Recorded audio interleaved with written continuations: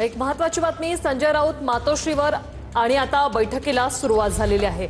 संजय राऊत मातोश्रीवर पोहोचलेले आहेत। बैठकीला सुरुवात झालेली आहे। महत्त्वाची अशी ही बैठक ठाकरेंच्या सेनेकडून महापौर पदासाठी कोणी अर्ज भरणार का या संदर्भात या बैठकीत चर्चा होणार आहे आणि त्यानंतर निर्णय घेण्यात येणार आहे। महापौर उपमहापौर पदाच्या उमेदवार देण्यासंदर्भात मातोश्रीवर बैठक आयोजित केली गेलेली आहे आणि या बैठकीला आता सुरुवात झालेली आहे।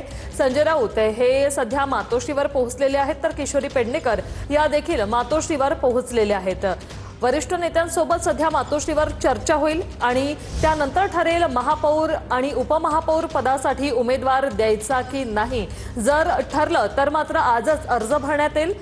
आताच भाजप आणि शिंदेच्या शिवसेनेकडून अर्ज जे आहेत ते दाखल झालेले आहेत। आता ठाकरे महापौर उपमहापौर पदासाठी अर्ज देणार का हे पाहणं महत्त्वाचं असणार आहे। जर हा अर्ज नाही भरला गेला तर मात्र ही निवडणूक जी आहे ती बिनविरोध होणार आहे। मात्र जर ठाकरेंनी अर्ज भरला तर मात्र ही निवडणूक अटीतटीची होणार आहे। संजय राऊत सध्या मातोश्रीवर पोहोचलेत। बैठकीला सुरुवात झाली आहे।